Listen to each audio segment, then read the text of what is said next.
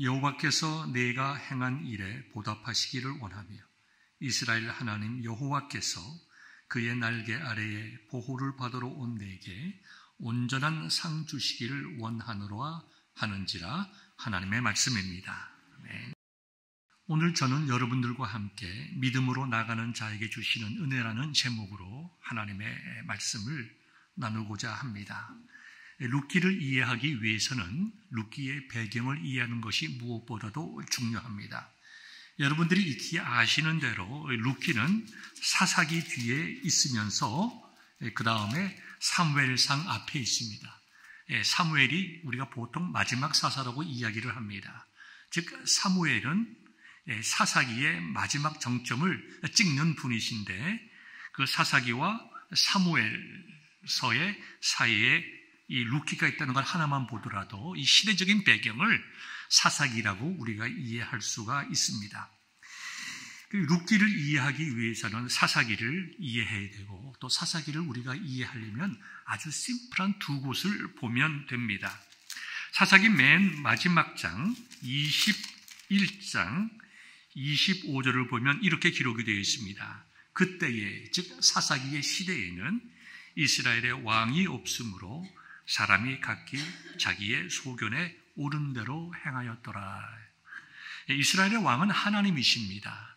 그런데 여기 사사기를 마지막 이제 장식을 하면서 이스라엘의 왕이 없었다라고 하는 것은 사람들의 마음 속에 하나님을 왕으로 두지 아니하였다.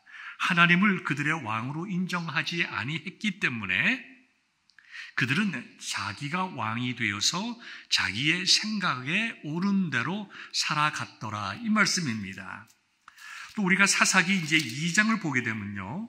2장 16절에 보면 2장 13절부터 16절까지의 말씀을 보면 이렇게 사사기에 대해서 기록을 하고 있습니다. 이스라엘 백성들이 하나님을 버렸다. 하나님의 왕 되심을 거부했다라는 얘기입니다. 14절, 13절인데요. 그들이 여호와를 버리고 바알과 아스다롯을 섬겼으므로.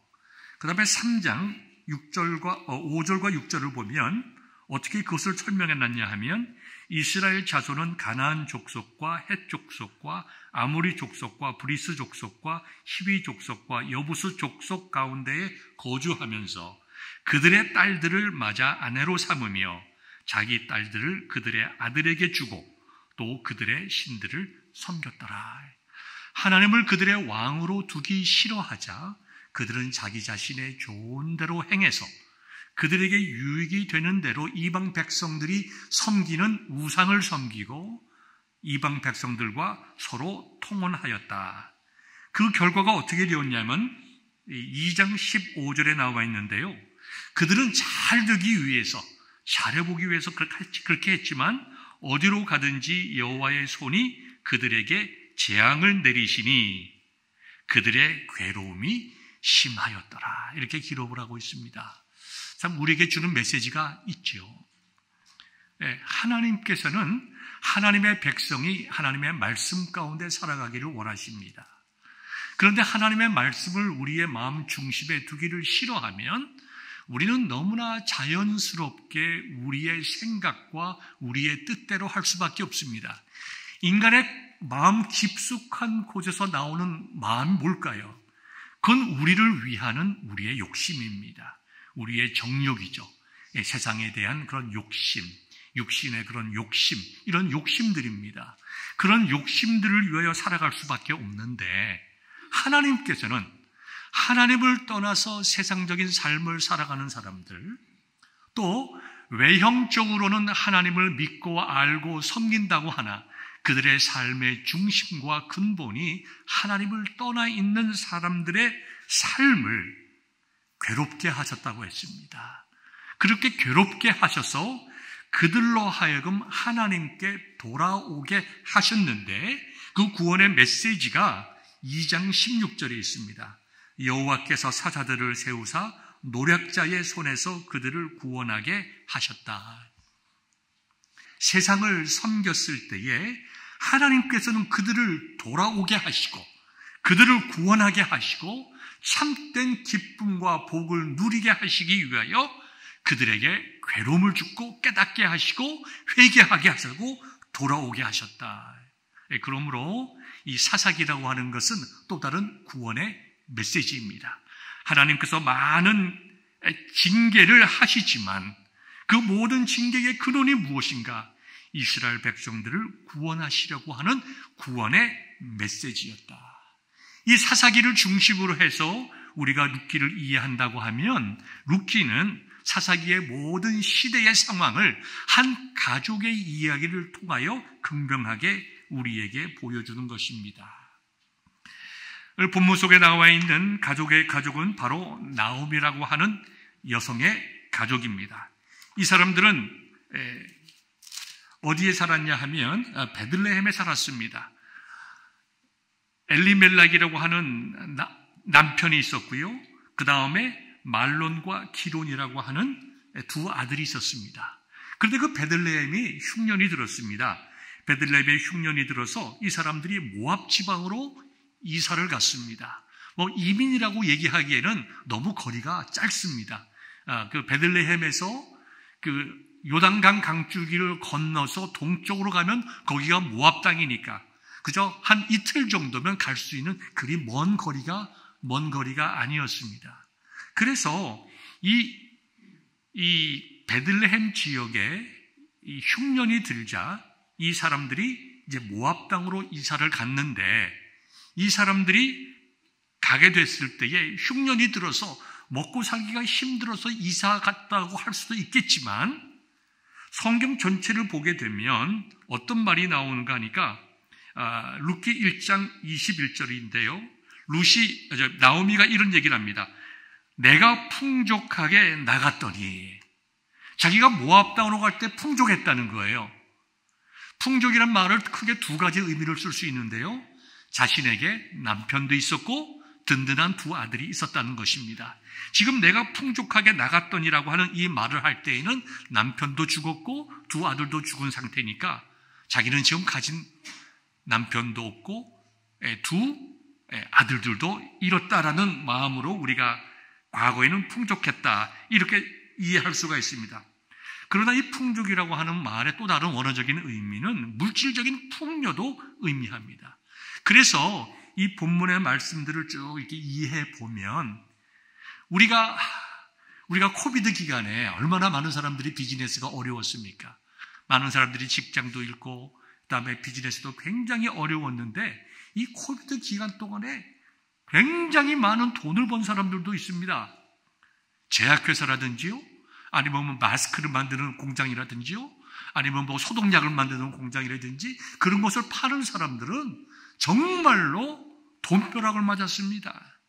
그래서 이 룻기를 이해할 때에 사사기의 전반적인 배경을 가지고 보면 이 나오미의 가족, 즉 엘리멜렉과 나오미와 말론과 기론이라고 하는 이 가족은 베들레헴에 흉년이 들었을 때에 그것을 기회로 해서 정말 큰 비즈니스를 하기 위해서 모압 땅으로 이주했다고 보는 것이 더 본문에 충실한 것이라고 믿어집니다.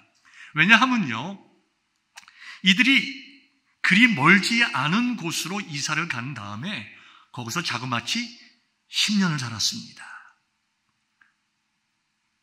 그것은 우리에게 많은 것을 이야기해 주죠. 그런데 그 10년을 사는 동안에 남편도 잃었고 두 아들도 죽었습니다. 남편과 두 아들이 어떻게 해서 죽었는지 성경은 전혀 이야기하고 있지 않지만 나오미가 그것을 어떻게 이해하는가, 즉 사건도 중요하지만 그 해석이 중요하잖아요. 어떻게 해석하냐 하면 하나님께서 나와 우리 가족을 치셨다. 우리가 하나님을 떠남으로 인해서 하나님께서 우리 가족에 벌을 내리셨다. 이것을 볼 때에 이 모압 땅으로 이주한 것이 단순한 그 가뭄과 먹고 사는 문제를 넘어서서 분명히 하나님의 말씀을, 즉 이방 땅으로 가지 말아야 할 그것을 어기고 이방 땅으로 가서 결국 거기는 문화 속에 동화되어서 이방 여자들과 혼인하고 살았다는 얘기죠. 그래서 그 가족에 큰 어려움이 있었습니다. 눈물이 있었고 절망이 있었고 좌절이 있었습니다. 그러나 사사기의 기본 메시지가 고통당하고 어려운 이스라엘 민족들을 구원하시는 구원의 메시지라고 볼 때에 이 사사기 역시 동일한 시대 배경 속에서 쓰여진 사사기 룻기 역시 하나님께서 이 슬프고 절망과 좌절 속에 있는 한 가정을 어떻게 구원하시느냐, 그 메시지를 통해서 하나님의 보편적인 구원의 계획을 설명하시고 오늘을 살아가는 저와 여러분들에게 분명히 말씀하시는 메시지가 있다는 것입니다. 오늘 저는 본문의 말씀을 중심으로 여러분들에게 두 가지 내용을 드리고자 합니다. 첫 번째는 회개하는 자에게는 반드시 은혜를 베풀어 주십니다. 그저께 저희 집에 저희 아들이 방문을 했습니다. 여러 가지 이제 집에 잠깐 들릴 이유가 있었는데 그 중에 하나가 노스캐롤라이나 지역의 젊은 청년들 모아서 이제 신앙 컨퍼런스, 우리말로 하면 부흥회를 했습니다. 제가 거기에 좀 참석했으면 좋겠다라고 얘기했을 때 우리 아들이 은혜 받는 일에 자기가 가겠다고 이렇게 얘기했습니다. 이번에 와서 저한테 간증을 하나 해요. 지난달에 즉 2월 중순에 아틀란타에서 부흥 이제 2세들을 위한 이제 부흥회가 있었습니다. 우리말로 하면 자기가 거기에서 큰 은혜를 받았다는 거예요. 큰 은혜를 받았는데 자기가 많은 회개를 했대. 자기가 많은 회개를 했다. 그리고 회개할 때에 주님께서 자기에게 주시는 메시지가 말씀이 있었다는 거예요. 윌리야, 괜찮다. 괜찮다. 내가 많이 기다렸다. 이제 다시 시작하면 된다. 이렇게 자기에게 음성을 들려줬다는 거예요. 그래서 제가 제 아들을 끌어안고 얼마나 감사했는지 몰라요. 괜찮다. 이제 다시 시작하면 된다. 아마 여러분들의 마음속에 야, 목사님 아들이 무슨 큰 죄를 지어서 크게 회개했나 보다. 그런 생각하지 않기를 바랍니다. 아주 평범하고 하나님 많이 사랑합니다. 회개하는 게 문제가 있는 것이 아니라 회개할 것이 너무나 많이 있는 우리들이 회개할 줄 모른다는 것이 문제죠. 회개했다라고 하는 것은 은혜를 사모하는 자에게 주시는 또 다른 은혜 아닙니까? 믿음으로 살아야 되겠다고 이 젊은 아이가 믿음으로 살겠다고 신앙생활 잘해보겠다고 부흥회에 참석을 하고 하나님의 은혜를 사모하니까 하나님께서 아들의 마음속에 은혜를 주셔서 회개케 하셨다 이거죠. 그 회개하고 나니까 어떤 결과가 됐냐 하면은 대리 전에는 아빠가 목사님이었기 때문에 내가 교회를 열심히 했다는 거예요. 자기가 당연히 좋은 이야기죠. 목사의 자녀라고 해서 다 열심히 신앙생활 하는 건 아닙니다. 그래서 아버지가 목사니까 자기가 열심히 신앙생활을 해야 되겠다. 아마 저희 막내를 아는 여러분들도 아마 그 말을 이해하실 거예요. 걔가 열심히 있었습니다. 그런데 이제는 바뀌었다는 거예요. 내 마음속에 기쁨이 있어서 주님의 교회를 섬기게 됐다. 그러니까 우리가 하나님의 은혜를 사모하면 하나님께서 은혜를 베풀어 주시고 그 은혜를 받을 때에 우리의 마음속에 회개와 평강과 위로와 새로운 삶의 이유가 생기는 것입니다. 보통 같으면은 그 아이가 왔다가 오늘 저와 여러분들과 함께 예배를 드리고 갔을 거예요. 그런데 그냥 가겠다는 거예요. 왜 그냥 가니? 자기네 집 다니는 교회가 새로운 교회를 갔는데 이제 개척교회입니다. 이제 한 30-40명 모이는 2세들이 모이는 교회인데 그 교회에 큰 어려움이 생겼다는 거예요. 저보고 그렇게 얘기를 해요. 교회가 영적으로 부흥하려고 하니까 사탄의 공격이 있다. 그래서 우리가 매일 기도하기로 했다는 거예요. 매일매일 성도들이 교회에 모여서 목사님과 함께 기도하기로 했다 이거죠.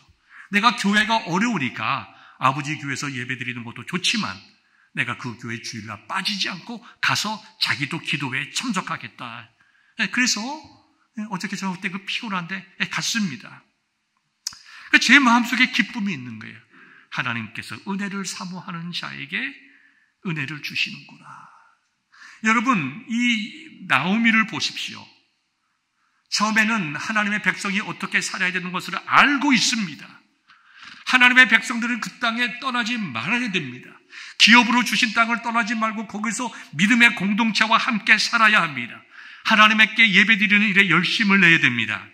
그런데 그는 다른 사람들에 비해서 상대적으로 여유가 있었음에도 불구하고 그는 모압 땅으로 가서 거기서 더 많은 것을 가지길 원했습니다.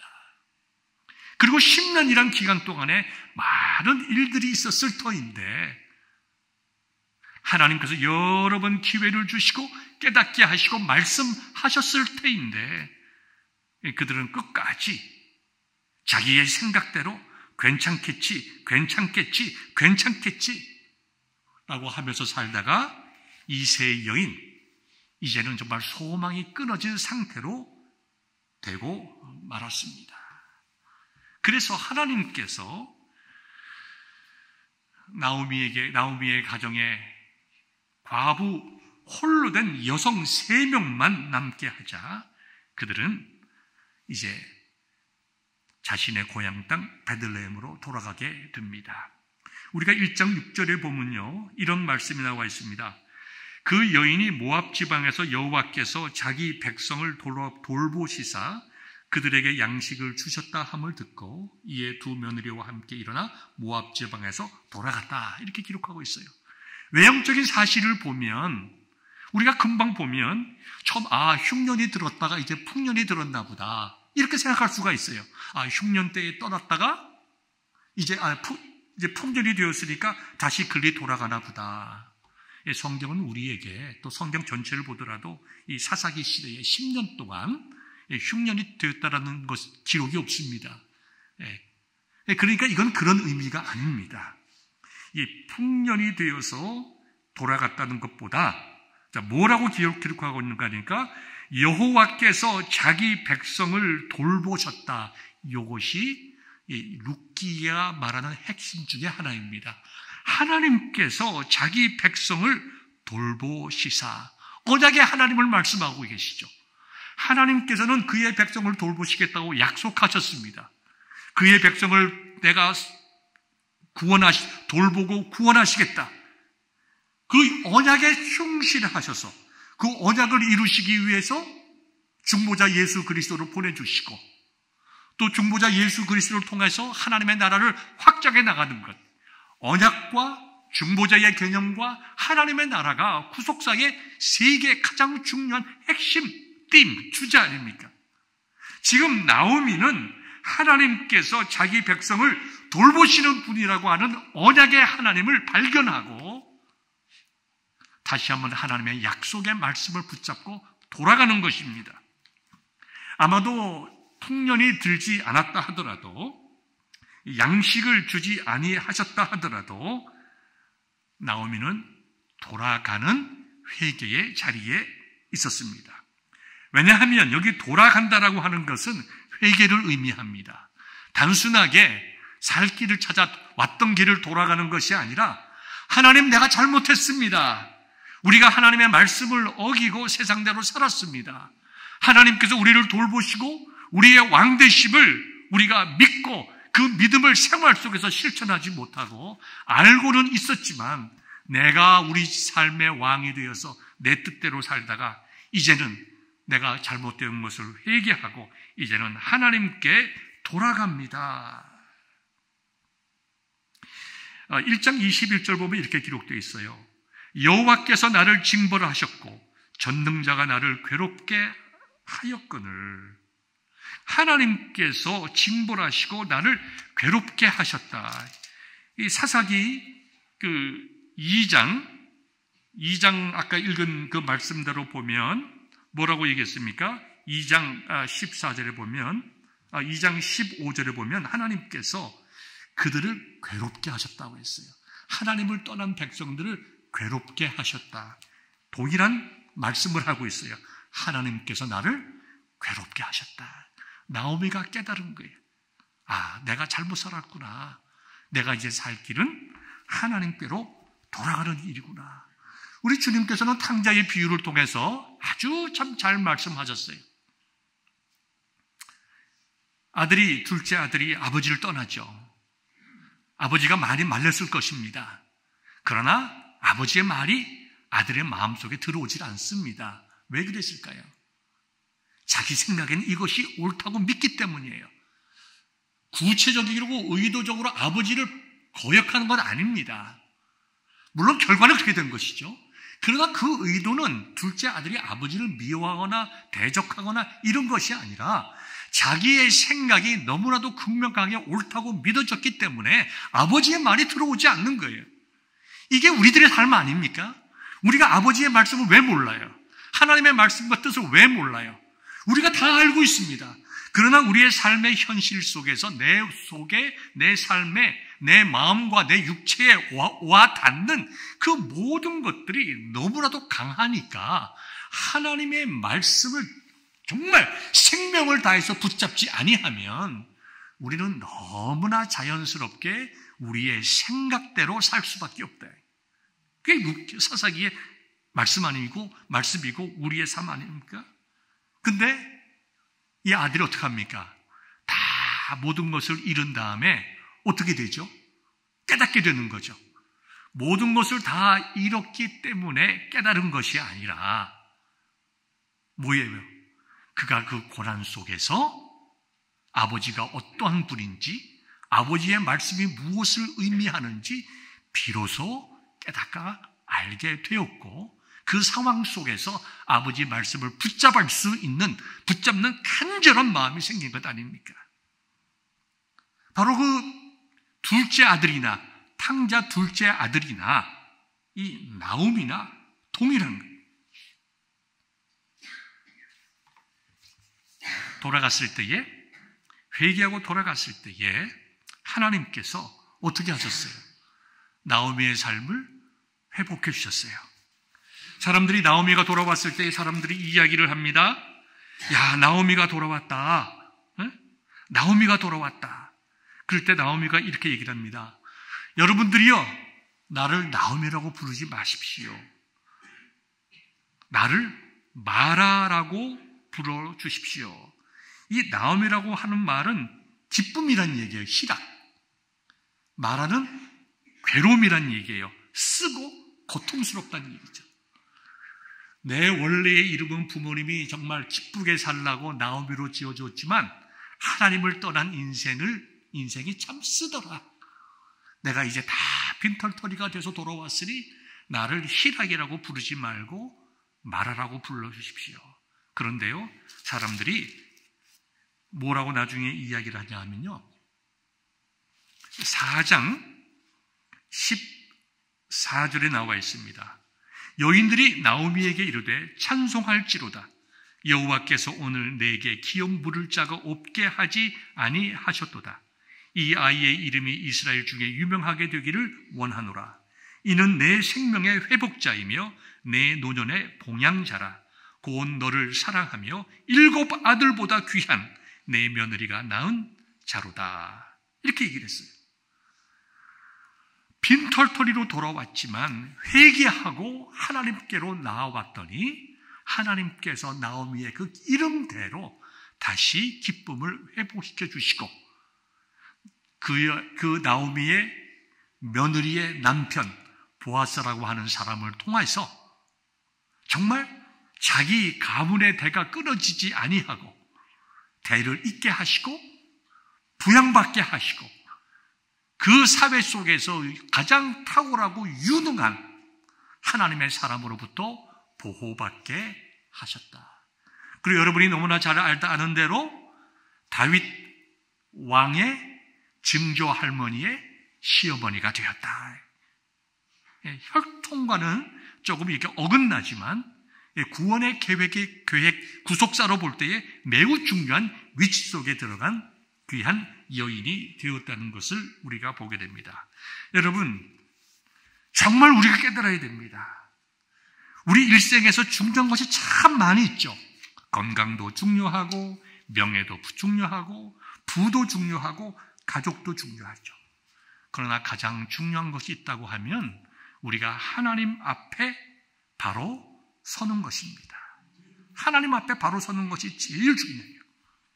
사람들은 얘기를 합니다. 다른 것 모든 걸 잃어도 회복할 수 있으나 건강을 잃으면 회복할 수가 없으니 건강이 제일 중요하다. 그건 세상적인 가치입니다. 물론 건강이 중요하지만 육체의 건강보다 더 중요한 것, 이것 잃으면 우리 영혼을 잃어버리고 기쁨을 잃어버리고 모든 것을 잃어버리는 내 영혼의 건강이 중요해서 내가 하나님 앞에 바로 서는 것, 이것이 가장 중요한 가치입니다. 우리는 나오미가 그러했듯이 살아가는 중에 넘어질 수 있습니다.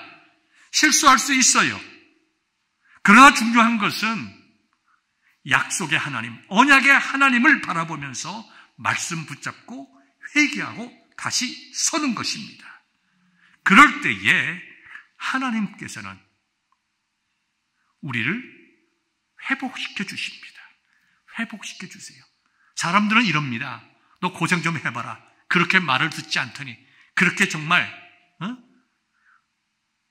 어드바이스를 받아주시지 않더니만 내가 뭐라고 그랬냐, 너 좀 고생 좀 하고 좀 깨달아봐라. 이것은 사람의 행동입니다. 하나님은 그러지 않으셨어요. 예수님의 탕자의 비유가 뭡니까? 아들이 돌아오자 너 왜 그랬냐? 이거 묻지 않으셨어요. 내가 뭐라고 그랬니? 이렇게 얘기하지 않으셨습니다. 그냥 끌어안고 사랑하고 씻기고 새 옷을 입히고 가락지를 끼워줌으로써 신분을 회복시켜 주시고 제일 좋은 짐승들을 잡아서 큰 잔치를 했어요. 과거를 묻지 아니하시는 하나님, 우리가 회개하고 하나님께로 돌아오면 과거를 묻지 아니하시고 돌아오면 그것을 끌어안으시고 새로운 회복을 주시는 것처럼 우리가 항상 내 인생의 가치, 내 인생 속에서 가장 중요한 가치, 내가 하나님 앞에 바로 서는 것이다. 이것을 기억하면서 늘 하나님 앞에 바로 서며 우리가 실수했으면 회개하고 하나님 앞에 서는 저와 여러분들 될 수 있기를 주님의 이름으로 축원합니다. 나오미라고 하는 한 사람이 회개하자 그 귀한 선하고 아름다운 영향력이 그 가족에 제일 먼저 임했습니다. 다르게 말하면 아버지가 회개하면, 어머니가 회개하면 자식들이 변한다는 겁니다. 시어머니가 회개하면 며느리가 변한다는 얘기입니다. 장인이 회개하면 사위가 변한다는 얘기예요. 두 번째 이야기입니다. 바로 나오미에 관한 얘기인데요. 바로 이 믿음을 전수받은 나오미는 적은 믿음이고 하나님에 대한 많은 지식이 없었음에도 불구하고 하나님께 나아갔습니다. 나오미는 원래 하나님을 믿는 민족이 아니죠. 모압 사람입니다. 모압 백성은요, 참 힘든 사람들입니다. 모압이 누구냐 하면 소돔과 고모라 성이 이제 불탈 때 아브라함의 조카 룻이 식구들을 데리고 나오죠. 천사가 뒤를 돌아보지 말라고 했는데 룻의 아내가 뒤를 돌아보다가 아쉬워서, 거기 두고 온 것이 아쉬워서 뒤돌아보다가 소금 기둥이 됐습니다. 참 우리에게 시사하는 바가 많죠. 두려워서 언제 죽을지 몰라서 사람들의 공격을 피해서 동굴 속에 삽니다. 두 딸이 생각합니다. 야, 이거 어떡하나, 우리 소망이 없네. 우리가 누구를 만나서 결혼해서 아이를 낳아서 그 아이가 우리들을 부양하게 할 수 있겠는가. 방법은 하나밖에 없다. 아버지랑 관계를 맺어서 아이를 낳는 거다. 어디서 왔습니까? 그런 생각들이. 소돔과 고모라에서 살았기 때문에 그런 생각들이 들었을 확률이 거의 대부분일 것입니다. 보고 듣고 하는 것이, 경험하는 것이 그와 같은 참 일들이니까 그렇게 생각을 하는 거죠. 그래서 큰딸과 두 작은 딸이 아버지와 관계를 맺어서 자녀들을 낳지 않습니까? 이 모압이라고 하는 자는 룻과 룻의 첫째 딸이 사이에서 난 아들의 이름이 모압입니다. 그리고 그들은 이스라엘 백성들에게 굉장히 많은 어려움과 고통을 줍니다. 이스라엘 민족이 홍해를 건너서 가나안 땅을 들어갈 때에 이 모압 백성들이 사는 땅을 지나가야 됐는데 길을 열어주지 않았어요. 뒤로 돌아서 가려는 어려움을 겪었습니다. 그리고 그 뒤에서 공격해서 지치고 병든 자, 연약한 사람들을 공격해서 이스라엘 민족에 큰 고통을 줬어요. 역사적으로 볼 때 관계가 좋았을 때도 있지만 대부분 관계가 나빴습니다. 하나님께서 모압 백성들에게 참 큰 징계를 많이 내리셨습니다. 이스라엘 백성들을 저주하기까지 하고 아주 우상 섬기는 사람들의 아주 그냥 아주 핵심적인 샘플로 쓸 수 있는 사람들이 모압 사람들이에요. 그러니까 이 나오미의 가족이 그 땅에 들어갔다는 것 자체가 이미 죄를 지을 수밖에 없는 상황 속으로 들어간 것입니다.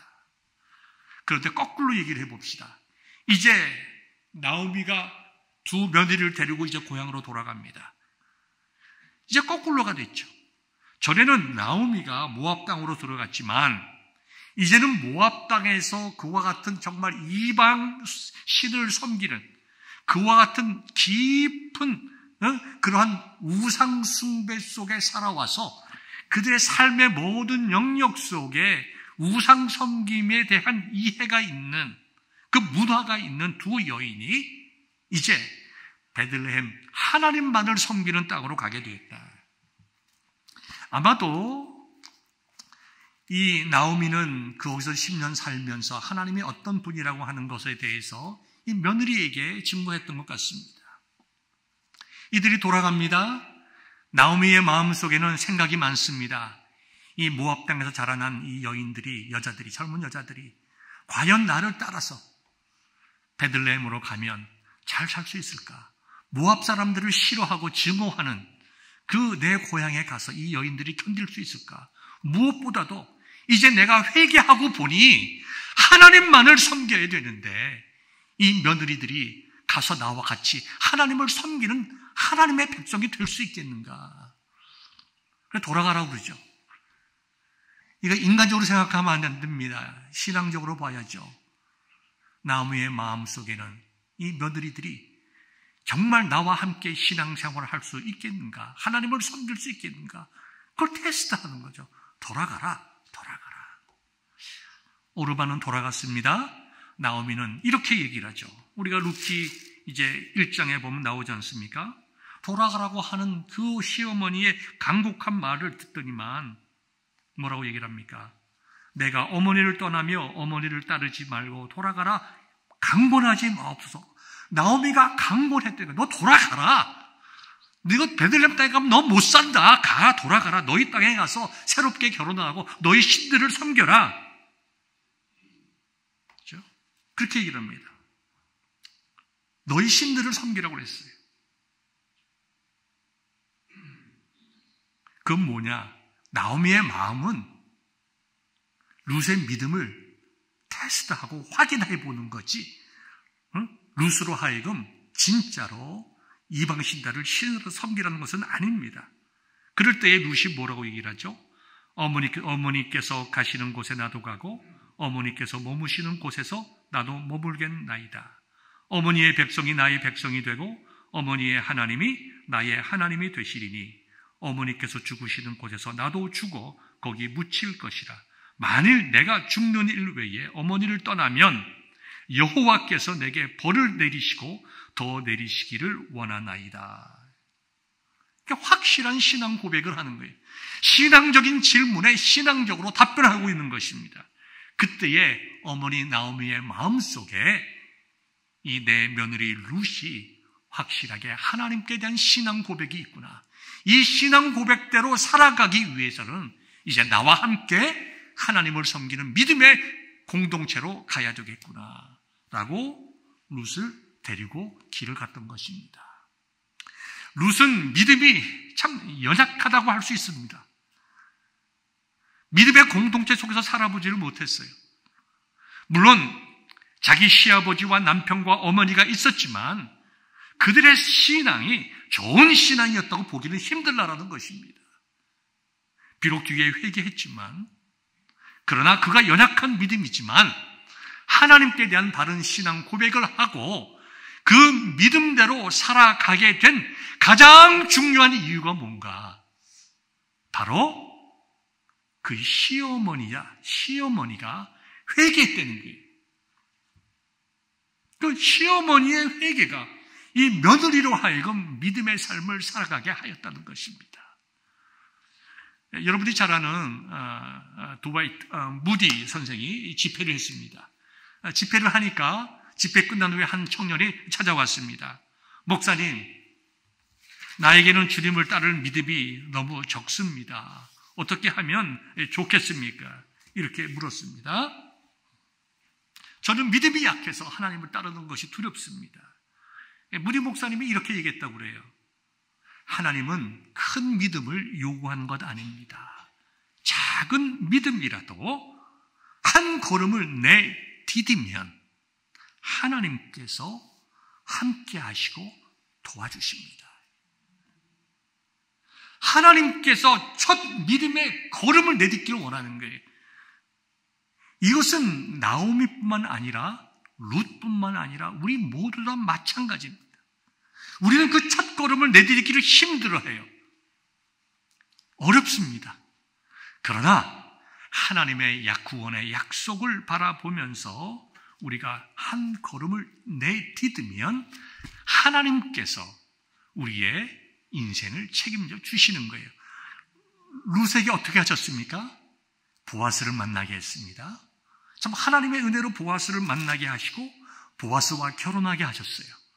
그리고 보아스를 통해서 아들을 낳고 그 아들은 다윗의 아버지 이새의 아버지가 되었다. 얼마나 놀라운 일입니까? 이방 여인입니다. 이방 여인이 다윗 왕의 증조 할머니가 됐어요. 얼마나 놀라운 일입니까? 그뿐만 아닙니다. 그들은 아무것도 가진 것이 없었지만 그 지역에서 가장 부자이고 유력하고 탁월한 신앙인의 가문에 들어가게 되었다. 룻을 향하여 이 뒤에 남편이 된 보아스가 이런 얘기를 하죠. 오늘 본문 아닙니까? 여호와께서 내가 행한 일에 보답하시기를 원하며 이스라엘 하나님 여호와께서 그의 날개 아래의 보호를 받으러 온 내게 온전한 상 주시기를 원하노라. 룻은 효녀였습니다. 시어머니를 잘 공양하는 귀한 며느리였어요. 그러나 그것으로 이 효심이라는 그 프레임으로 우리가 룻기를 바라보면 안 됩니다. 지금 보아스가 뭐라고 얘기하고 있어요? 룻을 칭찬하면서 근본적으로 이스라엘 하나님 여호와께서 그의 날개 아래에 보호를 받으러 온 너에게 상 주시기를 원하노라. 여호와의 날개 아래라고 하는 것은 출애굽기 19장과 또 신명기 32장에 나오는 말씀이에요. 하나님께서 독수리 날개처럼 그의 백성들을 구원하신다, 보호하신다는 얘기예요. 하나님께서 이스라엘의 왕이 되시겠다고 하신 그 약속, 나는 너희의 왕이요 너희들은 내 백성이 될 것이다. 내가 너희를 구원하고 너희를 인도하여 낼 것이다. 언약의 말씀, 하나님의 약속의 말씀, 그것에 믿음을 가지고 나 같은 이방 여자라 하더라도, 나같이 정말 가난하고 가진 것이 없는 사람이라 하더라도 하나님께 나아가는 자들에게 베풀어 주시는 그 하나님의 놀라운 은혜를 내가 소망하겠다. 룻이 그런 마음으로 어머니를 따라서 지금 베들레헴에 왔다는 것입니다. 그것을 보아스가 알았다는 것이죠. 룻이 어머니의 말씀대로 간접적으로 보아스에게 청혼합니다. 3장 9절을 보면 나는 당신의, 이제 보아스에게 대답하는 거죠. 나는 당신의 여종이오니 당신의 옷자락을 펴 당신의 여종을 덮으소서. 이는 당신의 기업을 무르는 자가 됨이니이다. 그렇게 얘기를 합니다. 여기 보면 고엘 제도라고 하는 기업 무르는 자라는 개념이 나오는데요. 그 개념은 무엇인가 하니까 한 어떤 가족이나 개인이 고난이나 어려움이 있으면, 원수 갚아야 될 억울한 일이 있으면 가장 가까운 친척이 어려움에서 구원해주고 원수를 갚아주고, 형님이 돌아가시면 동생이 형수님을 자기 아내로 삼음으로써 구원해주는 그러한 고엘 제도라고 하는 것이 있는데, 그것을 들어서 보았어요. 난 당신은 나와 그런 관계에 있으니 나를 당신의 사람으로 만들어서 우리 가문의 대를 잇게 하여 주세요. 어떻게 보면 당돌하고 어떻게 보면 굉장히 위험한 일이고 보아스가 어떻게 대답할지 모르는 상황이 있지만 하나님을 믿고 하나님을 믿는 시어머니에 대한 믿음이 있으니까 시어머니의 말에 순종하는 룻을 보게 되는 것입니다. 우리가 자녀들을 기르면서 참 깨달아야 될 굉장히 중요한 원리라고 생각합니다. 우리들은 자녀들 앞에서 우리가 너를 사랑한다. 진짜 사랑하죠. 그렇게 말하죠. 자식들은 부모가 자기를 사랑하는 것보다 부모들이 아름다운 삶을 살아가는 것을 보기 원하죠. 다른 거죠. 내가 너를 사랑하기 때문에 그렇다. 내가 너를 사랑한다. 이거 틀린 말 아닙니다. 근데 자식이 원하는 거는 I know. 엄마가 나 사랑하는 거 알지. 아버지가 목사면 내가 보고 싶은 것은 좋은 목사를 보고 싶은 거야, 아빠. 엄마가 권사면 나는 엄마를 통해서 엄마가 나를 사랑하는 거 알아. 내가 정말 원하는 것은 엄마가 좋은 권사로서 예수님 잘 믿는 사람으로서 살아가는 걸 보기를 원해. 어떻게 보면 그걸 보여주는 게 나를 사랑하는 거야. 제 말이 틀립니까? 좀 이런 말씀을 전하는 저도 많은 부담이 되지만 오늘 본문의 말씀이 다 그런 말씀 아닙니까? 나오미가 회개하고 하나님 앞에 바로 서니까 가장 가까이 있는 며느리가 믿음을 가지게 되잖아요. 믿음을 가질 뿐만 아니라 어머니의 말에 순종하잖아요. 어떻게 보면 할 수 없는 일도 정말 큰 낭패를 받을 수밖에 없는 일도 어머니의 말에 순종하여 그 어려운 일을 하잖아요. 알지 못하는 사람의 이불 속으로 들어가잖아요. 그리고 결국 어떻습니까? 이 보아스가 뭐라고 얘기를 하죠? 걱정하지 마라. 내가 오해하지 않는다. 너는 현숙한 여인이다. 내가 너의 행동을 다 이해한다. 그러면서 이 룻을 자기의 아내로 삼잖아요. 여러분, 이처럼 믿음으로 나아갈 때에 작은 일이라도 믿음으로 생각하고 믿음으로 말하고 믿음으로 행동할 때에 하나님께서 그 믿음 위에 은혜를 베풀어 주시는 거예요. 그래서 우리로 하여금 하나님을 찬양하고 간증하게 하는 것입니다. 이제 말씀을 맺겠습니다. 사랑하는 성도 여러분, 사사기는 그 시대 한 350년 동안의 기록일 뿐만 아니라 우리들의 이야기입니다. 우리들의 삶입니다. 룻기에 나오는 나오미와 룻의 가정의 이야기도 오늘을 살아가는 저와 우리들의 이야기입니다. 우리들이 나오미와 같은 삶을 살았습니까? 우리가 회개하고 내 삶에 있어서 가장 중요한 것, 내가 하나님 앞에 바로 서는 것이다. 잊지 않기를 바랍니다. 적은 일이지만 믿음으로 나아갈 수 있기를 바랍니다. 그러면 하나님께서 우리를 아름다운 길로 인도하여 주십니다. 동시에 하나님께서는 이 룻기를 통하여 우리에게 하나님의 구원의 계획을 말씀해 주시죠. 하나님께서 독수리가 날개를 펴서 그의 백성들을 보호하시는 것처럼 하나님께서 언약에 신실하셔서 저와 여러분들을 지키시고 보호하여 주신다. 택하신 백성을 잊지 아니하시고 너희들 젖먹는 아이를 가진 어머니가 그 아이를 잊을지라도 나는 너희들을 결코 잊지 않을 것이다. 그 하나님이 곧 우리의 하나님, 언약에 신실하신 하나님이시라는 것입니다.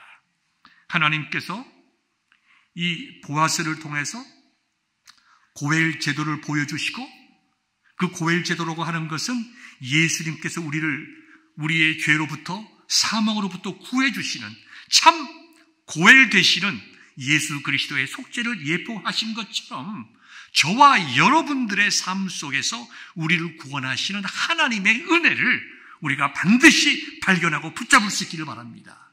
그리고 이 메시지라고 하는 것은 하나님의 구원의 약속이 이스라엘 민족에게 국한된 것이 아니라 베들레헴과 유다를 넘어서 모압을 넘어서 온 열방을 향한 것처럼 저와 여러분들만 구원하신 것이 아니라 저와 여러분들의 구원을 통하여 세상 끝까지 복음을 전하게 하시고 세상을 구원하시게 하시는 하나님의 놀라운 은혜의 도구로 사용하신다는 것을 기억할 때에 이 룻기가 좋으신 하나님, 언약의 하나님, 중보자 하나님, 우리를 구원하시는 예수 그리스도의 십자가의 은혜를 깨닫고 다시 한번 믿음의 삶을 시작하게 하신다는 것입니다. 이와 같은 은혜가 오늘 말씀을 들은 저와 여러분들에게 있기를 우리 주님의 이름으로 축원합니다.